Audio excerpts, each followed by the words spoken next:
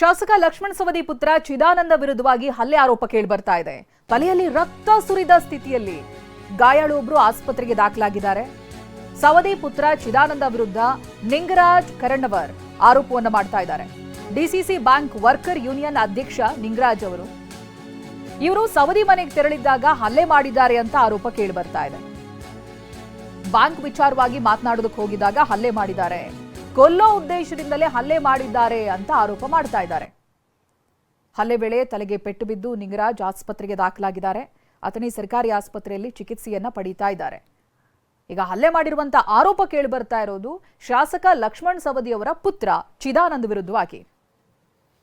ತಲೆಯಲ್ಲಿ ರಕ್ತ ಸುರಿತಾ ಇರುವಂತಹ ಸ್ಥಿತಿಯಲ್ಲಿ ಗಾಯಾಳುವನ್ನ ಆಸ್ಪತ್ರೆಗೆ ದಾಖಲಿಸಲಾಗಿದೆ.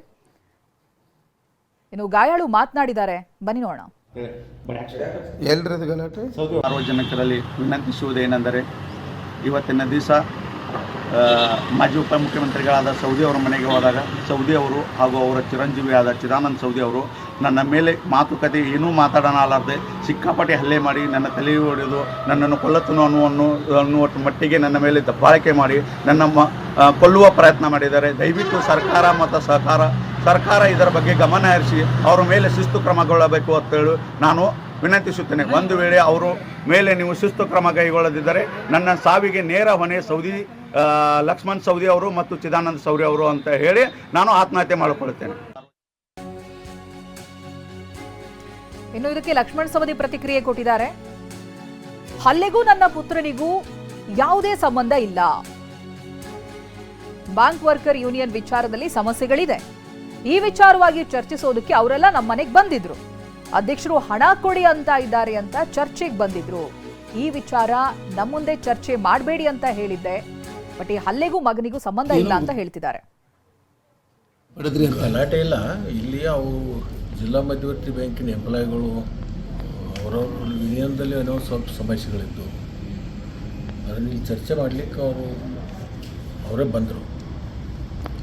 ನಮ್ಮ ಮಧ್ಯದಲ್ಲಿ ಕೆಲವೊಂದು ಭಿನ್ನಾಭಿಪ್ರಾಯಗಳು ಬರ್ತಾಯಿದ್ದಾವೆ. ಯೂನಿಯನ್ದಲ್ಲಿ ಅಧ್ಯಕ್ಷರು ನಮಗೆ ಹಣ ಕೊಡಬೇಕು ಅಂತ ಹೇಳಿ ಕೆಲಸ ಒತ್ತಾಯ ಆಗ್ತಾ ಇರ್ತದೆ. ಈ ವಿಷಯ ನಮ್ಮ ಮಧ್ಯದಲ್ಲಿ ಚರ್ಚೆ ಮಾಡ್ತಕ್ಕಂಥದ್ದಲ್ಲ, ನೀವು ಹೊರಗಡೆ ನಿಂತ್ಕೊಂಡು ನಿಮ್ಮದು ನೀವು ಮಾಡ್ಕೋಬೇಕು ಅಂತಂದು ಇಷ್ಟು ಚರ್ಚೆ ಮಾಡಿದ್ರು ಅವರು.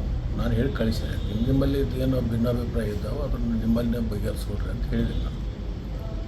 ಆಮೇಲೆ ಹೊರಗೆ ಅಲ್ಲಿ ಶ್ರೀಕಾಂತ್ ಆಲೂರು ಅಂತಕ್ಕಂಥ ಒಬ್ಬ ಹುಡುಗರು ಕಾರ್ಯಕರ್ತ, ನಾವು ಈ ವಿಷಯ ಇಲ್ಲೇ ಯಾಕೆ ತಂದಿರಿ, ಅದು ನಿಮ್ಮಲ್ಲೇ ಬಗೆಹರಿಸ್ಕೊಡ್ಲಿಲ್ಲ ಅಂತ ಸಾಹೇಬ್ರ ಕಡೆ ಯಾಕೆ ತಂದಿರಿ ಅಂತ ಕೇಳಿದಾಗ ಅವಾಗ ಅವಾಜ್ ಶಬ್ದದಿಂದ ಬೈದರು. ಯಾರಿಗೂ ಶ್ರೀಕಾಂತ್ ಆಲೂರು ಅವ್ಗೆ ಜಾತಿ ನಿಂದನೆಯೂ ಮಾಡಿದರು. ಆಮೇಲೆ ಅವರವರಿಗೆ ಅಲ್ಲಿ ನೋಕಾಟಾಗಿ ಆಮೇಲೆ ಇಲ್ಲಿಂದ ಹೊರಗೆ ಕಳಿಸಿದ್ದಾರೆ. ಏನೋ ಇದ್ರೆ ಜಗಳ ಮಾಡ್ಕೊಂಡು ಹೋದ್ರೆ ಹೊರಗೆ ಹೋಗ್ರಿ ಅಂತ ಕಳಿಸಿದ್ರು. ಆ ಶ್ರೀಕಾಂತ್ ಆಲೂರ್ಗೆ ಮತ್ತು ಅವರಿಗೆ ಆಗಿರ್ತಕ್ಕಂಥದ್ದು ಮುಖವಾದ ಅವನಿಗೆ ಅವಾಜ್ ಶಬ್ದದಲ್ಲಿ ಬೈತಾ ಇದ್ದ.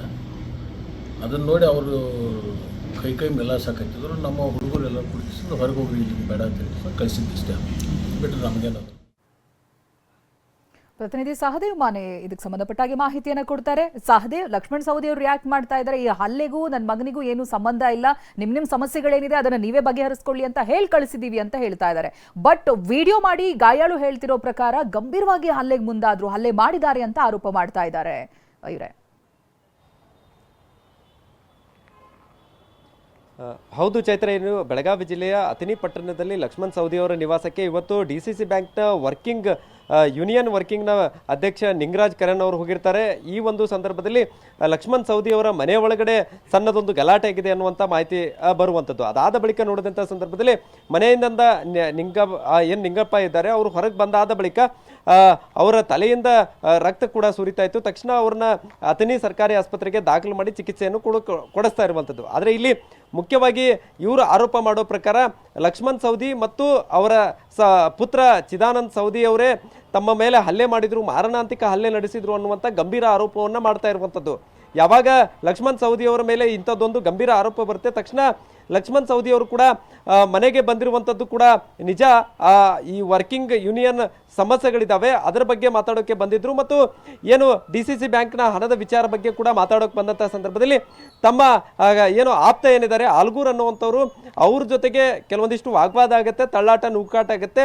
ಸೊ ಇದಕ್ಕೂ ಈ ಜಗಳಕ್ಕೂ ತಮಗೂ ಯಾವುದೇ ರೀತಿಯಾದಂಥ ಸಂಬಂಧ ಇಲ್ಲ ಅನ್ನುವಂಥ ಮಾತನ್ನು ಕೂಡ ಲಕ್ಷ್ಮಣ್ ಸವದಿ ಅವರು ಹೇಳ್ತಾ ಇರುವಂಥದ್ದು. ಆದರೆ ಒಬ್ಬ ಮಾಜಿ DCM ಅವರ ಮನೆಯಲ್ಲಿ ಈ ರೀತಿಯಾದಂಥ ಒಂದು ಗಲಾಟೆ ಯಾಕೆ ನಡೀತು ಅನ್ನುವಂಥದ್ದು ತನಿಖೆ ಆಗಬೇಕಿದೆ. ಅದರ ಜೊತೆಗೆ ನಿಜಕ್ಕೂ ಇವ್ರ ಮೇಲೆ ಯಾರು ಹಲ್ಲೆ ಮಾಡಿದ್ರು ಅನ್ನುವಂಥದ್ದು ಕೂಡ ತನಿಖೆ ಆಗಬೇಕು. ಸದ್ಯ ಲಕ್ಷ್ಮಣ್ ಸವದಿ ಅವರು ಕೂಡ ಇದೇ ಒಂದು ಮಾತನ್ನ ಹೇಳ್ತಾ ಇರುವಂಥದ್ದು, ಯಾವ ಕಾರಣಕ್ಕಾಗಿ ಗಲಾಟೆ ಆಗಿದೆ ಅನ್ನುವಂಥದ್ದು ಒಂದು ಕಡೆ ಆದರೆ ತನಿಖೆ ನಡೆಸಿ ರಾಜಕೀಯವಾಗಿ ಇದನ್ನ ತಮ್ಮ ಹೆಸರನ್ನು ಕೆಡಿಸ್ಬೇಕಂತೇಳಿ ಕೆಲವೊಂದಿಷ್ಟು ಜನ ತಮ್ಮ ಹೆಸರನ್ನ ಮುನ್ನೆಲೆಗೆ ತಂದಿದ್ದಾರೆ ಅನ್ನುವಂಥ ಮಾತನ್ನ ಲಕ್ಷ್ಮಣ್ ಸವದಿ ಅವರು ಹೇಳ್ತಾ ಇರುವಂಥದ್ದು. ಇದಕ್ಕೆ ಎಲ್ಲದಕ್ಕೂ ಕೂಡ ತನಿಖೆನೇ ಉತ್ತರ ಕೊಡಬೇಕನ್ನುವಂಥ ನಿಟ್ಟಿನಲ್ಲಿ ಲಕ್ಷ್ಮಣ್ ಸವದಿ ಅವರು ಹೇಳಿರುವಂಥದ್ದು. ಸದ್ಯ ಈಗ ಅಥಣಿ ಪೊಲೀಸರು ಕೂಡ ಈ ಪ್ರಕರಣವನ್ನ ಗಂಭೀರವಾಗಿ ತೆಗೆದುಕೊಂಡು ತನಿಖೆಯನ್ನು ಮಾಡ್ತಾ ಇರುವಂಥದ್ದು. ಚೈತ್ರ, ಥ್ಯಾಂಕ್ ಯು ಸಹದೇವ್ ಮಾನೆ ಮಾಹಿತಿಗಾಗಿ.